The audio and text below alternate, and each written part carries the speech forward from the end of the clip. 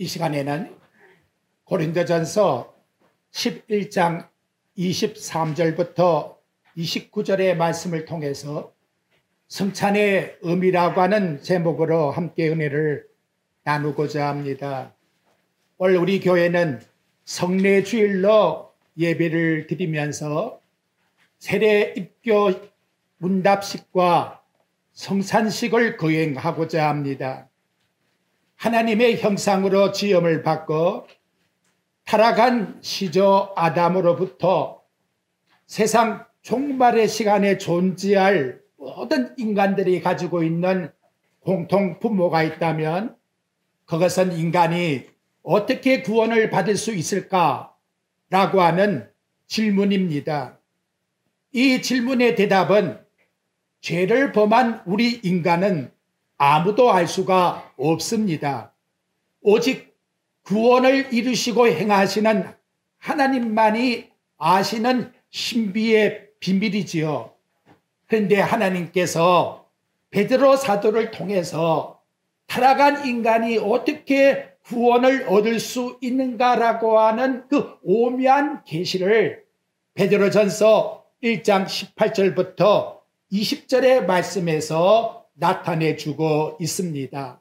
너희가 알거니와 너희 조상이 물려준 헛된 행실에서 대속함을 받은 것은 은과 금 같이 없어질 것으로 된 것이 아니요 오직 흠없고 점없는 어린 양 같은 그리스도의 보비로운 피로 될 것이니라. 그는 창세전부터 미리 알리신 바 되시니나 이 말세에 너희를 위하여 나타내신 바 되었으니 너희는 그를 죽은 자 가운데 살리시고 영광을 주신 하나님을 그리스도로 말미암아 믿는 자니 너희 믿음과 소망이 하나님께 있게 하셨느니라. 아멘. 이렇게 하나님이 베드로 사도를 통해서 온 세상에 하나님의 자녀들에게 구원의 계시를 알려주고 있다는 거지요. 금방 제가 말씀드린 것을 하나씩 우리 머릿속에다가 인식을 하시고 이 신앙 고백으로 나에게 받아들여야 합니다. 첫째는 조상들에게 물려준 종교의 의식에서 나온 것이 아니라고 말합니다. 유대인들이 지금까지 오랫도록 지켜온 날과 절과 관습과 먹는 이런 것 자체가 구원을 이루게 하기 위한 것이 아니라고 말하고 있다는 거지요. 만약 이것이 구원의 조건이라고 생각하고 그 행실을 했다면 그것은 곧 주신 말씀같이 헛된 행실에 불과하다. 베드로 사도가 하나님의 말씀을 통해서 이와 같이 일러주고 있다는 것이지요. 지금 이 말씀을 기록하고 있는 베드로 사도도 이 문제에 대해서 엄청나게 고민을 하셨던 분입니다. 사도행전 10장 12절 말씀에 보면 하나님이 환상 중에 베드로에게 나타나서 땅에 있는 각종 네발 짐승과 기는 것과 공중에 나는 것을 보여주면서 너 먹어라 이렇게 일러주었더니 베드로는 두 번씩이나 그럴 수가 없나이다. 속되고 깨끗하지 못한 것을 내가 결코 먹지 않겠나이다 라고 대답을 했다는 거지요. 베드로의 의식 속에도 그 당시에는 유대인의 그 규례와 전통이 구원을 이루어 나간다고 하는 그런 의식을 마음에 가지고 있었는지 모르겠어요. 하지만 이것은 지금 베드로 사도가 말한 것처럼 예수님이 나의 구원의 주란 사실을 알지 못하고 거기에 구원의 조건을 단다면 헛된 행실에 불과한 것이다. 이렇게 성도들에게 일러주고 있다는 거예요. 두 번째로는 은과 금같이 없어질 것으로 된 것이 아니라고 합니다. 은과 금이라는 것, 인간이 누구나 바라는 보화지요. 세상에 추구하는 것입니다. 가장 귀한 것, 아무리 가장 귀한 것, 옷에서 것 다 가지고 나온다 할지라도 내가 하나님 앞에서 구원을 받는 것과는 아무 관계가 없다 라고 이렇게 두 번째로 일러주는 거예요. 그러면 어떻게 구원을 받았느냐? 하나님이 이루신 구원인데 그것은 오직 흠없고 점없는 어린 양, 곧 죄가 전혀 없으신 그리스도 하나님을 통해서 이루어진 것이다 라고 이렇게 일러주고 있는 거예요. 그리스도께서 우리 인간의 구원을 다 이루셨는데 하나님이 그 인간의 구원을 이루실 그리스도를 언제부터 준비했느냐? 언제부터? 그것이 네 번째 말씀이에요. 그런데 여기 본문 말씀의 내용에 보니까 창세 전부터 준비한 것이라 라고 이와 같이 우리들에게 20절에서 일러주고 있다는 것이지요. 자, 하나님이 나와 여러분들이 이 세상에 나와서 하나님의 자녀로 삼게 하기 위해서 하나님은 당신의 어린 양 되시는 그리스도를 세상이 만들어지기 전부터 준비하여 계신 분이었다. 그리고 그분이 이 땅에 오셔서 우리 위하여 속죄함으로 완전히 구원이 성취될 것을, 그래서 보배로운 피부로 된 것이니 라고 하는 완령으로 성취했다라고 일러주고 있다는 거예요. 그럼 여러분, 우리 머릿속에다가 정리를 한번 해보십시오. 하나님이 왜 이 성경 말씀을 주었을까? 그것은 구약 성경 말씀부터 신약에 이르기까지 어디를 보든지 하나님이 창세전에 예비한 어린 양 되신 그리스도 보혈의 피를 믿어야만 구원을 받을 수 있다는 것을 나타내주기 위해서 구약의 39권과 신약의 27권의 모든 말씀이 예수의 걸어가신 피를 믿어라, 이걸 우리들에게 전구해 주고 있는 것. 그걸 역으로 생각한다면, 그리스도의 피를 믿지 않는다면 이 땅에 누구도 구원을 받을 수가 없다는 거예요. 그래서 여러분, 하나님이 에덴 동산에다가 아담을 창조하셨는데 그 아담이 지음을 받고 범죄하지요. 그리고는 창세기 3장 15절에 보면 하나님이 아담에게 첫 번째 준 그 원시 복음이 뭐냐? 피 흘리는 가죽의 옷을 지어 입힌 거예요. 그러니까 이 성경 말씀과 일맥하잖아요. 이미 인간이 범죄할 것을 알고 창세전에 하나님이 그리스도의 보혈의 피를 준비했다가 이제는 시대 때마다 그리스도의 보혈의 피가 어떻게 그 자에게 적용되는지 구약 때에 있는 그 실체를 예표를 통해서 나타내서 하나씩 하나씩 보여주고 있다는 거지요. 이제 아담과 하와가 자식을 낳지요. 그리고 첫 번째 자식을 뭐라고 하느냐? 아, 바로 나를 구원할 자가 내 자식이구나. 그래서 이름을 얻었다. 그 이름이 가인이라고 우리에게 일러주고 있다는 것입니다. 그렇다면 우리는 우리 마음속에 정말로 감사하게 이 성경 말씀을 보아야 돼요. 창세기부터 요한계시록까지 예수 그리스도의 보혈의 피가 강물처럼 흘러가고 있다는 것. 이 놀라운 은혜의 강에 누구든지 어떤 죄인이든지 이 은혜의 강에 강물을 마시는 자는 구원을 받고, 그걸 내가 못 먹겠다고 거절하면 영벌을 받는다는 것이 성경이 우리에게 일러주는 말씀인데, 그 다음 다섯 번째로 베드로가 어디에다가 적용했느냐? 그리스도의 피가, 보혈이 너희를 위하여 이렇게 구원받는데 필수 조건이라고 하는 사실을 나타내주고 있다는 겁니다. 여러분, 베드로전서 1장 20절에 그렇게 말씀하지요. 그는 창세전부터 미리 알리신 바 되시니나 말세에 누굴 위해서? 너희를 위하여. 여기 있는 누구? 나를 위하여서 하나님이 나타내신 바 되었다는 거예요. 근데 여러분, 이 구절도 하나하나 한번 새겨 보십시오. 여기 이 말세에 했는데 이라고 하는 말은 지시 대명사예요. 이 사람 저 사람 이렇게 지시하는 대명사예요. 모든 사람, 그룹, 단체 이렇게 전부를 가리키는 말씀이 아니에요. 하나님이 이 사람 저 사람 선택받은 사람이라면 이렇게 우리에게 지시해서 하나님께서 선택했다는 거예요.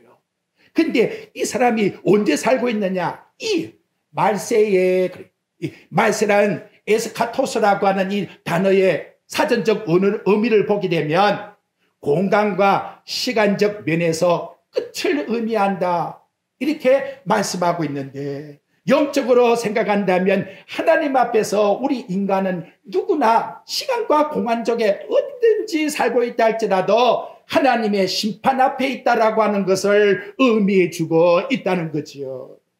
하나님의 심판대 앞에 누구나 있다 할 것 같으면 그 심판대 앞에 있는 그 자들을 위하여, 저와 여러분을 위하여, 얼마나 우리들에게 여러분 감사한 말씀의 내용입니까? 여기 너희를 위하여라고 했는데 그 너희가 누구냐?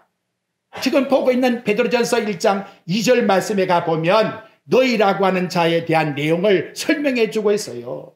곧 하나님 아버지의 미리 아심을 따라 성령이 거룩하게 하심으로 순종함과 예수 그리스도의 핏뿌림을 얻기 위하여 택하심을 받은 자들에게 편지하노니, 그러니까 우리 하나님께서 미리 아신, 나와 여러분을 미리 아시고 예수 그리스도의 보혈의 피로 시침을 주기 위해서 택하심을 받은 자들에게 이 말씀이 해당된다라고 일러주고 있는데, 거기에 나와 여러분이 함께 포함되어 있으니 얼마나 감사하냐 이 말이에요. 얼마나 감사하냐. 그러면 택하심을 입은 자의 믿음이 뭐냐 그 말이에요. 그러니까 성경이 너무나 정확하게 우리에게 깨닫게 해줘요. 여러분 21절 봐요. 오늘도 제가 세례받을 분들에게 어떻게 천국 가느냐고 물었는데, 여러분이 구원을 받았다 하면 여러분은 어떻게 믿고 있나 이 말. 21절에 나왔지요. 너희는 잘 봐요. 그를 죽은 자 가운데서 살리시고, 그가 누굽니까? 예수 그리스도를 죽은 자 가운데서 살리시고 영광을 주신 하나님을 누구로 말미암아? 그리스도로 말미암아 믿는 자니. 아무나 믿어지는 것이 아니고 그리스도를 통해서만, 그 예수님을 이 땅에 오시게 해서 십자가에 죽게 하시고 부활하게 하신 그 하나님을 예수 그리스도를 통해서 믿게 해주셨다는 거지요. 근데 그렇게 믿게 한 것은 그 믿게 해주신 그 하나님께만 저와 여러분이 소망을 두게 하기 위해서. 여러분 일주일간도 예수님을 죽이셨다가 3일 만에 부활하게 하신 그 하나님께만 소망을 두고 살아갑니까? 이것이 바로 하나님께 택함을 받은 자의 이 땅의 삶이라고 말씀으로 나타내주고 있는 것입니다. 그렇다면 이 세상 살아가면서 잊지 못할 사건이 뭘까요? 하나님이 당신의 택한 백성들에게 한평생에 너희들 이것만큼은 절대로 잊어서는 안 된다 라고 일러주고 있는 가장 중요한 진리가 뭘까요? 그것은 하나님께서 이 땅에 보내주신 저와 여러분을 구원시킨, 십자가에 죽으셨다가 부활하여 우리 인간을 완전히 구원시키게 만든 구원의 주를 절대로 잊지 말 것을 우리에게 일러주고 있는 겁니다. 그분이 친히 요한복음 14장 6절에서 말씀하지요. 나는 길이요 진리요 생명이니 나로 말미암지 않고는 아버지께로 올 자가 없느니라. 여러분 목적지를 두고 여행을 하는 분이 있다면 그 목적지를 향해서 가는 길에는 반드시 그 목적지에 가는 길에 지도를 가지고 있을 거예요. 오늘날로 말하면 내비게이션을 가지고 갈 거란 말이에요. 그 속에서 목적지가 어딘가를 절대로 잊어버리지를 않고 늘 주시하면서 생각할 거라는 거예요. 마찬가지로 창세전에 하나님이 미리 예비하신 저와 여러분을 이 땅에 구원받은 자로 삼으셨으니 천국 갈 때까지 하나님이 우리에게 무엇을 제시할까요? 너를 구원한 하나님이 예수 그리스도이시단다. 그걸 절대로 잊지 말고 살아가라. 그 가치를 발견한 자가 지난 주일날 부화 속에, 감추인 땅 속에 있는 부화를 발견한 자의 모습이라고 성경은 일러주고 있는 것입니다. 이 부활을 발견한 자는 어떻게 할까요? 늘 인식하면서 살아갈 것 아니에요. 그런데 우리는 인간인지라 늘 잊어버리기가 쉽다는 거예요. 그래서 하나님께서 제정하신 이 속내의 예식이 뭐냐? 너희들 친히 눈으로 이걸 보면서 먹으면서 기억하고 생각해라. 라고 해서 오늘 우리에게 준 것이 바로 성찬의 예식이라고 일러주고 있는 거예요. 이게 얼마나 우리에게 가치가 있습니까? 너 한평 살아가면서 십자가에 죽으시고 부활하신 이분 잊어서는 안 된다. 너를 구원하기 위해서 이 땅에 오신 하나님의 아들이야. 그 살과 그 피를 절대로 잊지 말고 기억하면서 믿고서 살아가라. 그래서 교회의 예식으로 하나님이 정하여 주셨다라고 일러주고 있는 거예요. 우리 교신교에서는 은혜를 받는 통로, 그 성례를 세례와 그리고 성찬으로만 나타냅니다. 세례는 일평생 한 번 받는 것이고, 성찬이라는 것은 우리 주님의 죽으심을 늘 기념하기 때문에 매주일 성찬식이 더 괜찮는 거예요. 너무나 우리에게 중요한 예식이라는 거예요. 가장 중요한 것은 뭐냐? 바로 나를 위하여 그리스도가 죽으셨고 그분 때문에 내가 구원받았다고 하는 바로 이 확실한 나의 믿음만 가지고 있다면 이것이 먼저 선행돼야 된다는 거예요. 그래서 여러분들에게 꼭 일러주고 싶은 것은, 내가 성찬식에 참여하지 아니했다고 해서, 내가 성찬을 못한다고 해서 구원받지 못하느냐? 그거는 아니라는 거예요. 아니라는 거예요. 왜냐하면 십자가상에 구원받은 그 강도를 보게 되면 성찬식을 행한 것이 아니고 성찬의 주인이신 그리스도를 나의 구원의 주로 믿었다는 거지요. 그러니까 예수 그리스도가 나의 구원의 주가 되십니다 라고 하고 믿는 것을 이렇게 고백한다는 거예요. 근데 그 고백을 어떻게 받느냐? 그래서 교회 앞에서 하나님 앞에 세례를 통해서 내가 고백을 하는 거예요. 그리고 그 고백을 한 자가 이 성찬식에 함께 지체로서 하나님 앞에 참여하게 되었다는 것을 일러주고 있는 거예요. 자, 우리 추리시로라 그랬지요. 출애굽기 20장, 신명기 5장에 보면 십계명이 나와요. 그 서문에 보게 되면 첫째 하나님이 일러준 말씀이 뭐냐? 나는 너를 애굽 땅 종되었던 집에서 인도해 낸 여호와니라. 애굽 땅 종되었던 집에서 구출해 주신 그 하나님, 죄악과 사망에 있는 이 세상에서 우리를 구원해 주신 그 하나님, 그 하나님을 빌어서 나의 마음속에 믿을 때에 우리는 기쁨과 감사함으로 계명생활 속에서 실천하여 살아갈 수가 있는 거예요. 오늘 이 한 시간도 그것을 믿게 하기 위해서 우리에게는 뭘 주었느냐? 바로 하나님께서 교회를 통해서 떡과 포도주로 예수님의 살과 피를 실제적으로 우리에게 구속의 은혜로 기념하며 감사라고 주신 절기이며, 이는 한 번으로 끝나는 것이 아니라 주님이 오시는 그날까지 지속하라고 우리에게 일러주고 있습니다. 자, 그렇다면 이제 성찬의 의미를 좀 더 깊이 생각합니다. 성찬이란 첫째, 하나님의 아들이신 그분이 이것을 행하여 나를 기념하라 라고 명령합니다. 즉 성삼일체 하나님께서 이 땅에 오신 그리스도를 통해서 우리에게 언약의 명령으로 주신 거예요. 성찬은 주님의 돌아가심을 기념하고 예수 그리스도가 곧 나의 생명이요 부활이 되신다는 것을, 주님 오시는 그날까지, 내가 주님을 만나는 그 시간까지 늘 우리 마음에 기림해서 살아가는 데에 목적이 있다는 거예요. 성찬이라는 것은 하나님께서 우리들에게 주신 거룩한 의에 어려우신 예식이기 때문에 우리는 우리의 자신을 살피면서 이 거룩한 예식에 참여해야 되는 것입니다. 그래서 예수님께서 요한복음 6장 53절에 말씀합니다. 내가 진실로 진실로 너희에게 이르노니 인자의 살을 먹지 아니하고 인자의 피를 마시지 아니하면 너희 속에 생명이 없느니라. 얼마나 우리에게 중요한 언약입니까? 그래서 여러분, 이 자그마한 떡 한 조각, 한 잔의 포도주, 이걸 절대로 무시하면 안 되는 거예요. 이것이 작다라고 생각하면 안 되는 거예요. 바로 나에게 생명을 주신 그리스도의 몸이요 피라고 하는 사실을 믿음으로 겸손하게 받아들여야 된다는 것입니다. 두 번째로 성찬은 예수 그리스도를 기념하는 것이라고 말씀합니다. 세상 사람들이 이걸 어떻게 이해하겠습니까?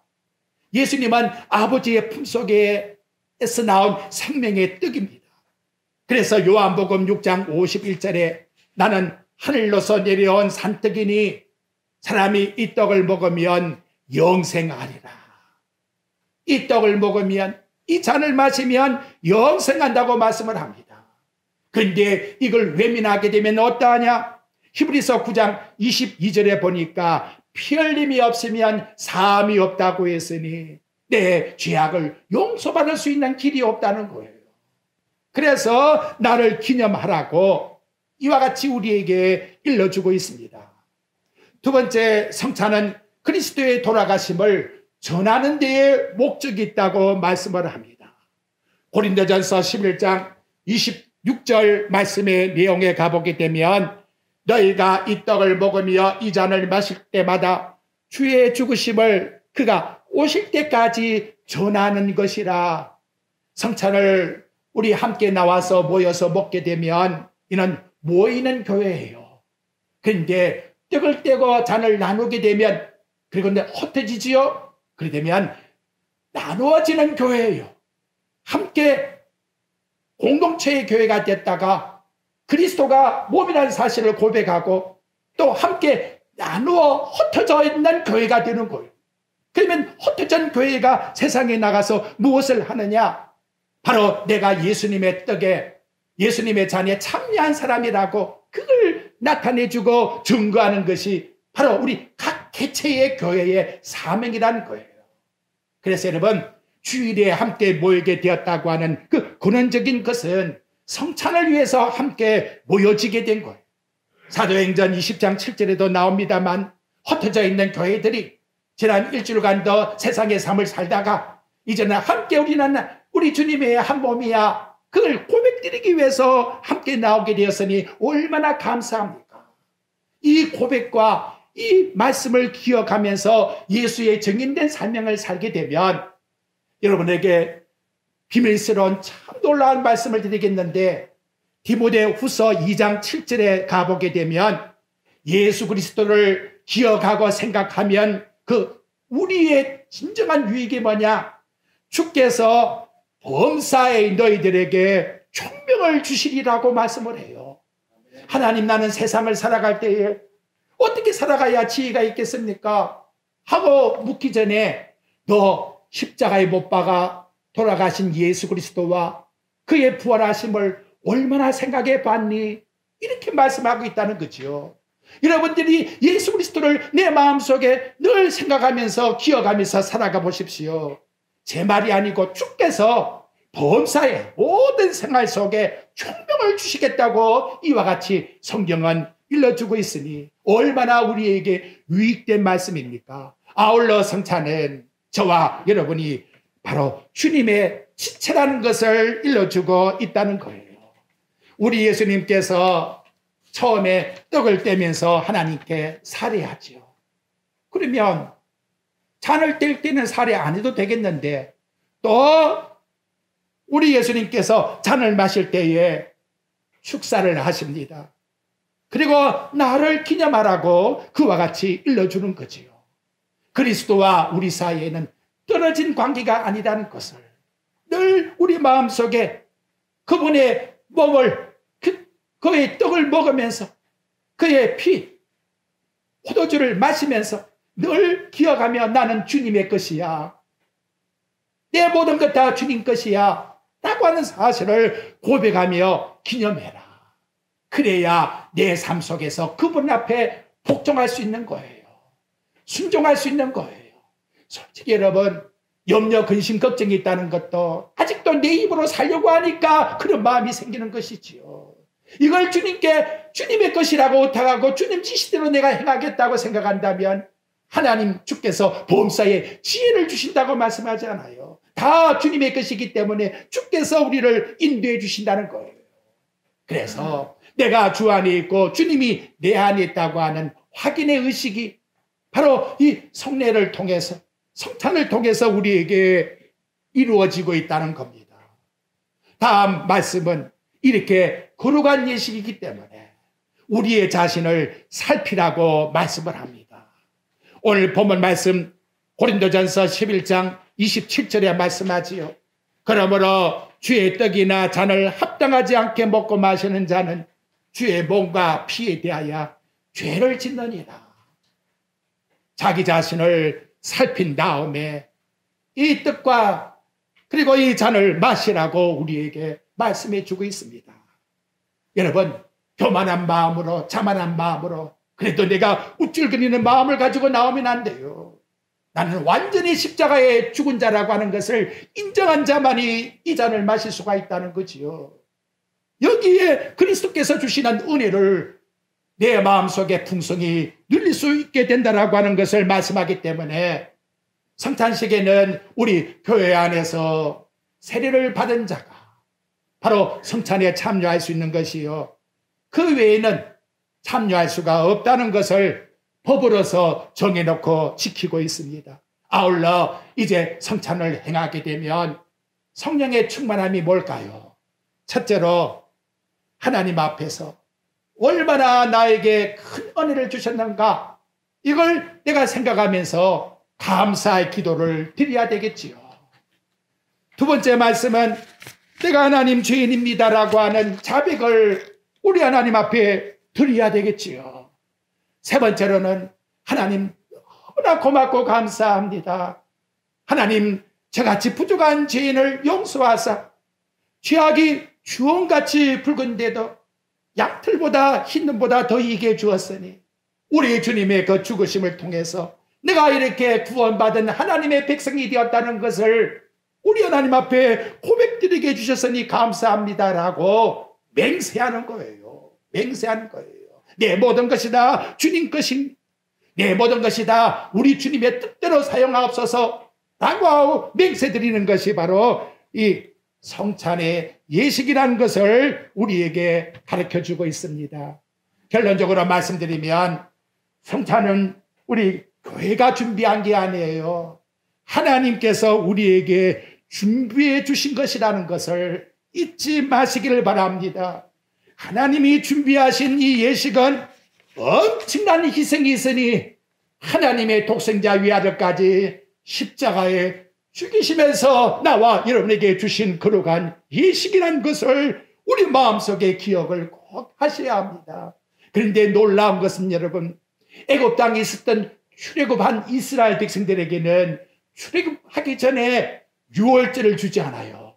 그 유월절이 뭐냐? 그 유월절을 가리켜서 신약 고린도전서 5장 7절 말씀해 보게 되면 그 유월절의 양은 그리스도라.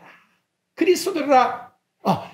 이미 창세전에 예비하신 그리스도를 이 땅의 온 이스라엘 백성들에게 유월절을 통해서 무엇을? 오늘 우리가 하고 있는 성찬을 하도록 행하셨다는 거예요. 그리고 그 다음 나왔죠. 홍해바다를 육지같이 건너는데 홍해바다의 사건은 뭐냐 하고 말씀했을 때에 고린도전서 10장 1절과 2절에 보니까 바로 세례의 사건이라고 말씀하고 있다는 거예요.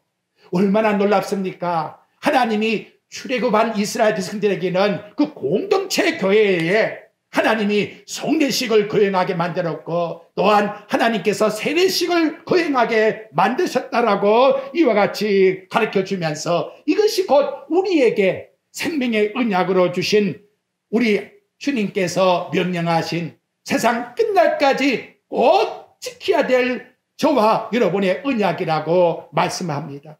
하나님이 준비하신 이 놀라운 은혜와 축복의 성찬식에 참여하신 모든 성도들에게 주님의 은총이 늘 함께 하시기를 주님의 이름으로 축원드립니다.